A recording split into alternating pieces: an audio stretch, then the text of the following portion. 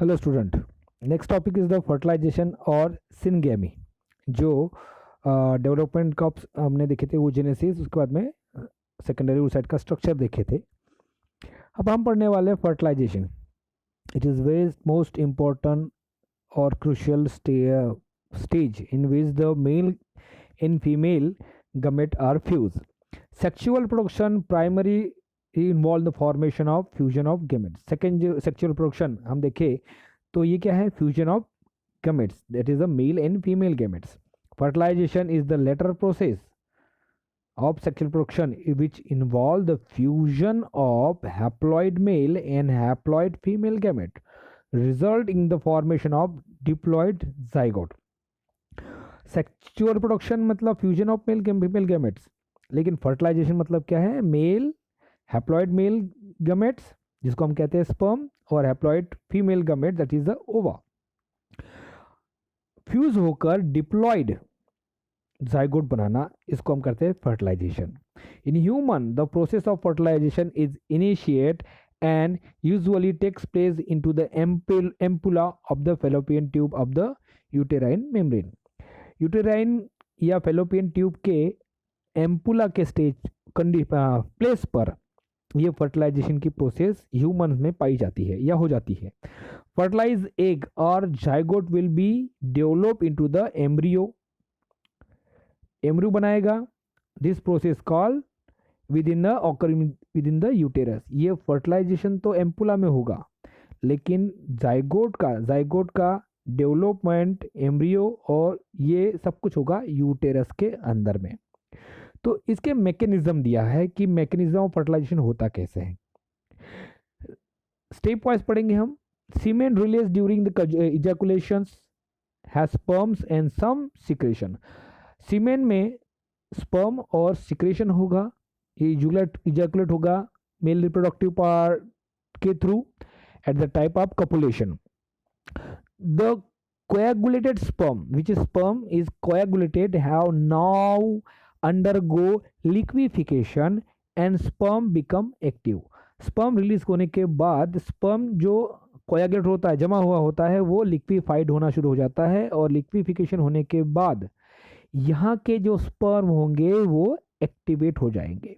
तो sequence wise पढ़ते हैं हम।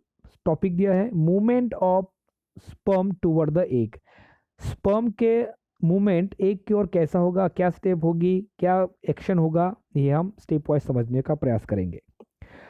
जैसे ही इजैकुलेशन हुआ, उसका लिक्विफिकेशन हुआ, it involve the capacitation of sperm reaching to the vagina.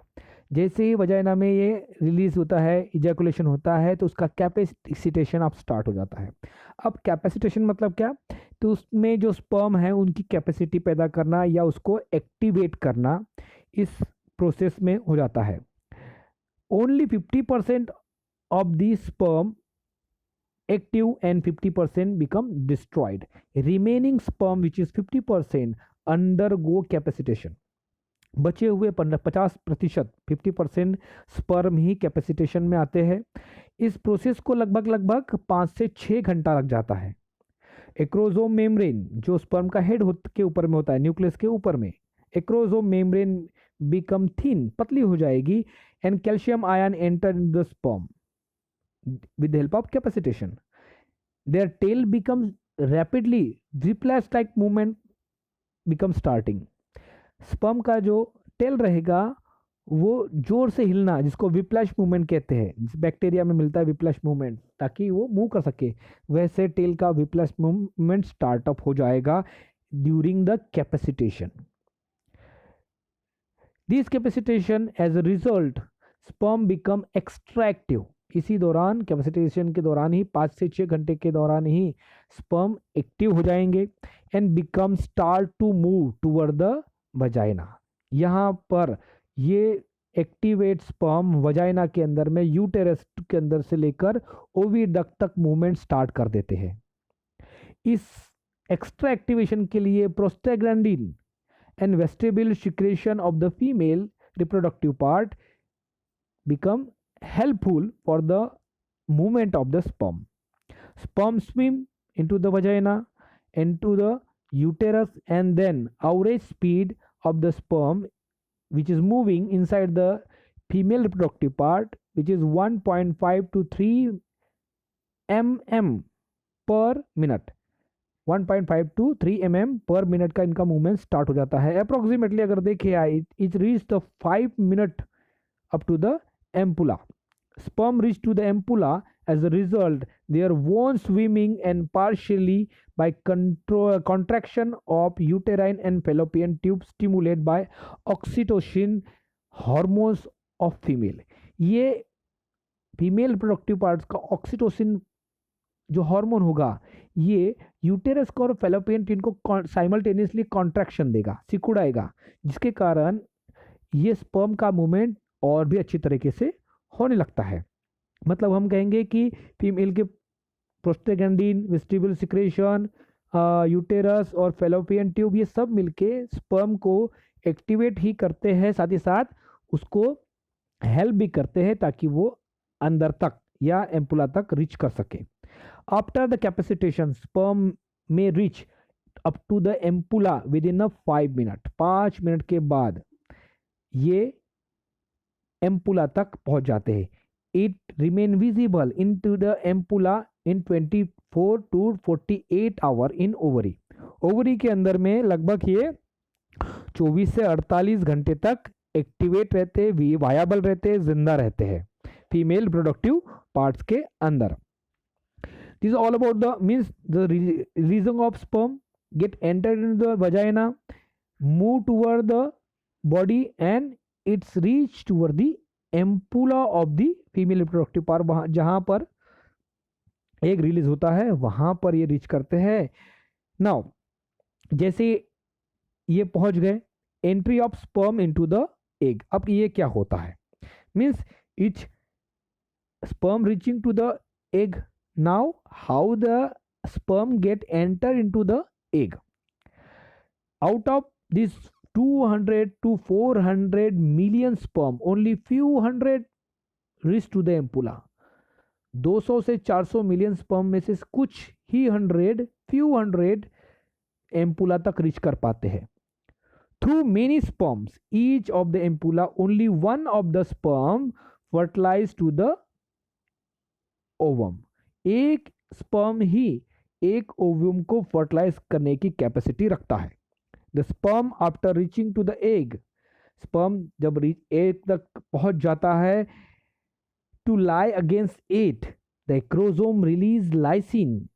जैसे ही स्पर्म ओवा तक पहुंच जाता है उसके एक्रोजोम से लाइसिन जो hyaluronidase and coronary penetrating enzyme release करता है, जो कोरोना के सेल्स को डिस्ट्रॉय या लाइस करना शुरू कर देता है.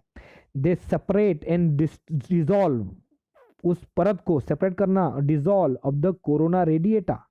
सो the sperm head pass through the zona pellucida of the egg. जैसे कोरोना रेडिएटा का लेयर हट जाए तो ये सीधा कहाँ पहुंच जाता है, स्पर्म जोना पेलुसिडा की ओर पहुंच जाता है. Now the real action is done here. The zona pellucida has fertilizing receptor protein. Zona pellucida के ऊपर में एक रिसेप्टर होता है जिसको कहा जाता है fertilizing receptor protein. This fertilizer receptor protein ZP3, ZP2 are the real protein which are recognize the sperm of the same species. ये जोना पेलुसिडा से निकला हुआ जो रिसेप्टर रहेगा ये चेक करता है कि आया हुआ स्पर्म सेम स्पीसीज का है या नहीं. मान लो कि ह्यूमंस के फीमेल के रिप्रोडक्टिव पार्ट के अंदर में दूसरे एनिमल्स का स्पर्म पहुंच गया तो रिकॉग्नाइज करने के लिए ये फर्टिलाइजिन रिसेप्टर प्रोटीन हेल्प करता है कि आया हुआ. The fertilizin bind specific action protein anti fertilizin of the sperm compatibility reaction. कि ये देखेगा कि आने वाला जो स्पर्म है वो सेम स्पीसीज का है या नहीं. उसके बाद ये फर्टिलाइजिन रिसेप्टर प्रोटीन जो फीमेल एग के जोना पेलुसिडा में मौजूद है, वो उसका anti fertilizin is present in the sperm of human body. Human के स्पर्म के बॉडी पर फीमेल के फर्टिलाइजिन रिसेप्टर प्रोटीन का एंटी फर्टिलाइजिन प्रोटीन होता है, स्पेसिफिक प्रोटीन एंटी फर्टिलाइजिन, जो फर्टिलाइजिन को लॉक कर देता है, और इसको ही कहते हैं compatibility reaction in the humans. ये प्लांट्स में भी होता है, हम पढ़ चुके हैं, वैसे एनिमल्स में भी, ह्यूमंस के अंदर में भी ये कंपैटिबिलिटी रिएक्शन होता है। It begins to attract the sperm, साथ ही साथ ये स्पर्म को अट्रैक्ट भी करता है एक की ओर for fertilization. Fertilizing and anti fertilization reaction is a specific for specific species. हर स्पीसीज का ये अपना अपना खुद का अलग अलग डिपेंडेंट होता है, इसलिए एक स्पीसीज का स्पर्म दूसरे स्पीसीज के ओवा को फर्टिलाइज नहीं पकड़ पाता है। 10. Fertilizing anti fertilization reaction is also called compatibility reaction, इसलिए इसको कंपैटिबिलिटी रिएक्शन कहा जाता है। नाउ यहां तक तो पहुंच गया जोना पेलोसिडा की ओर, फर्टिलाइजिंग एंटी फर्टिलाइजेशन कंपैटिबिलिटी भी हो गई। अब आता है बात एक्रोजोम रिएक्शन की, जो स्पर्म के हेड पर होता है एक्रोजोम उसकी। As the sperm head touch to the zona pellucida, जैसे ही जोना पेलोसिडा पर ये स्पर्म टच होता है, वैसे ही स्पर्म की ओवा की मियोटिक स्टेज 2 स्टार्ट हो जाती है, हम उसको बाद में देखने वाले हैं। The sperm head touch to the zona pellucida in the animal pole, vestigial pole नहीं, animal pole regions, its acrosome covering rupture, acrosome के ऊपर की कवरिंग फट जाएगी और उसके अंदर के जितने भी केमिकल्स होंगे जैसे लाइटिक एंजाइम, एक्रोजीन और जोना लाइसिन एंजाइम रिलीज हो जाएंगे। They act on zona pellucida, ये एंजाइम सीधे सीधे जोना पेलोसिडा पर एक्शन करेंगे at the point of contact, जिसके कारण cause of this egg reaction small fertilization zone is form, हम कहेंगे छोटा सा छेद बनना शुरू हो जाएगा समझने के लिए। मीन्स एक्रोजोम के केमिकल से उस एग की जो जोना पेलोसिडा है वो धीरे धीरे पिघलने लगेगी, डिस्ट्रॉय होने लगेगी, और वहां पर छोटा सा जोन बन जाएगा जिसको कहते हैं स्मॉल फर्टिलाइजेशन जोन फॉर्म हो जाएगा।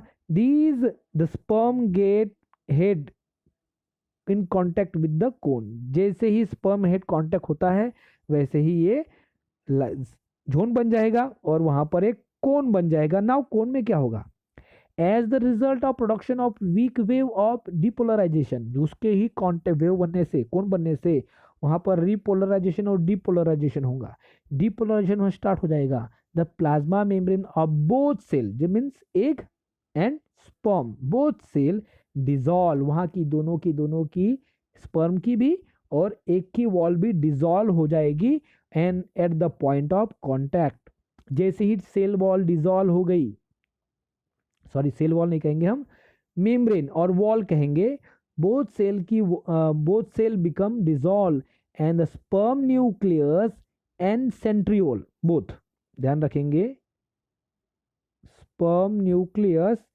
And centriole get entered into the egg, egg के अंदर में सेंट्रियोल और स्पर्म न्यूक्लियस एंटर कर लेगा, while remaining part present outside the ओवा, ओवा के बाहर ये बाकी पार्ट रह जाएगा, लेकिन क्या जाएगा, स्पर्म न्यूक्लियस और सेंट्रियोल।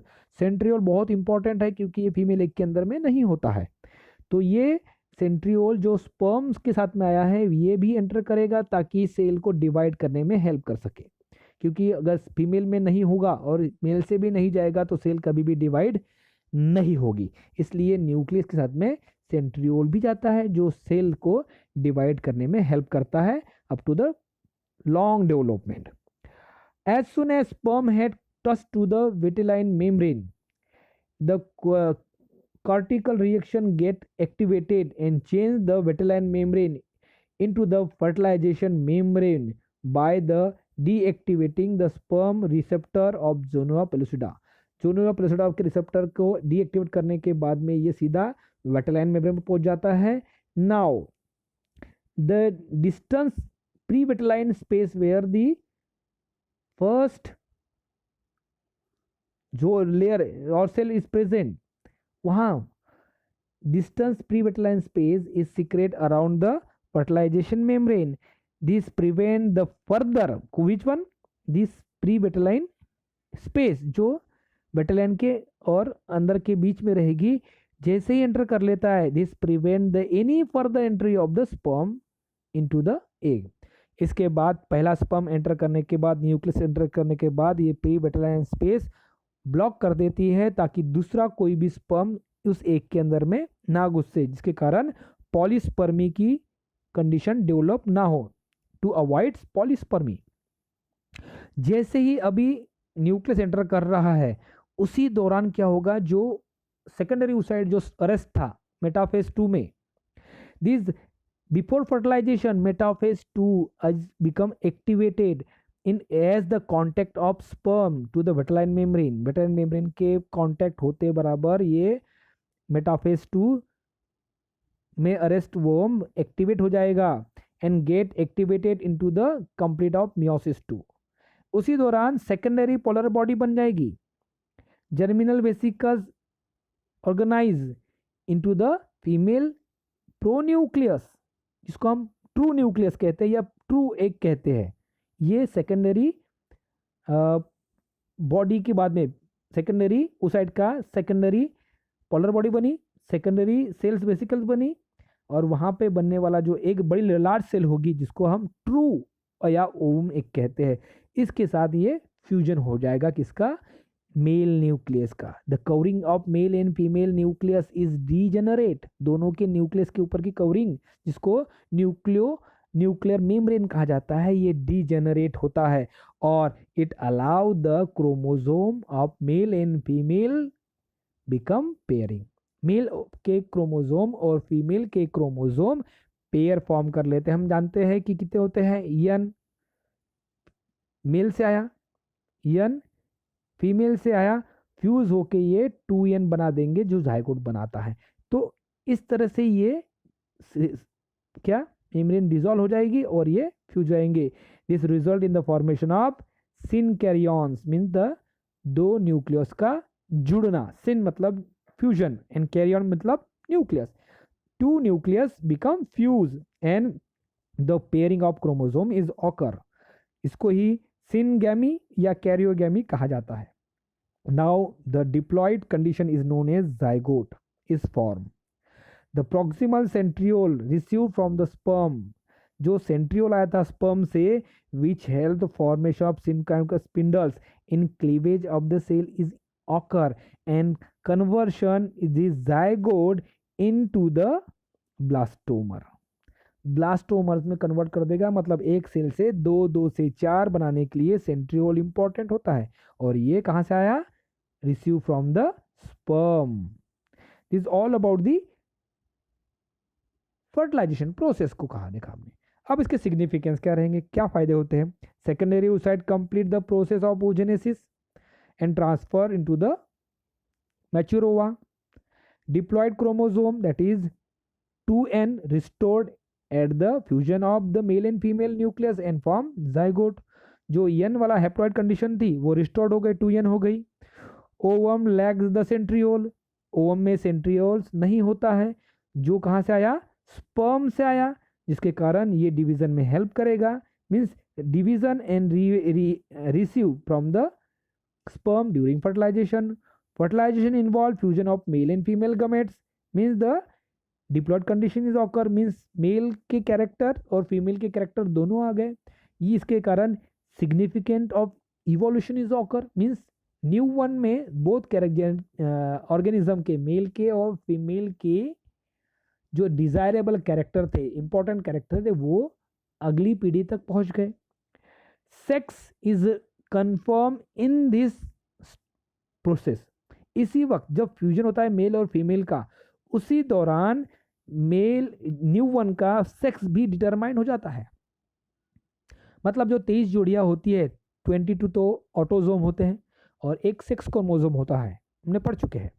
तो ऑटोसोम कैरेक्टर दे, बॉडी कैरेक्टर देंगे, लेकिन 23वां जो रहेगा एक्स या वाई, अगर मेल के स्पर्म में भी एक्स क्रोमोसोम है और फीमेल के तो उसमें एक्स ही होता है, तो एक्स एक्स मिल गए तो female.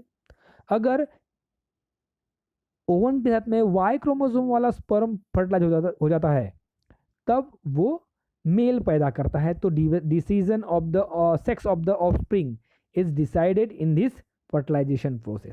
This is all about the fertilization and significance of fertilization. Next topic is the embryonic development. We will continue. Thank you.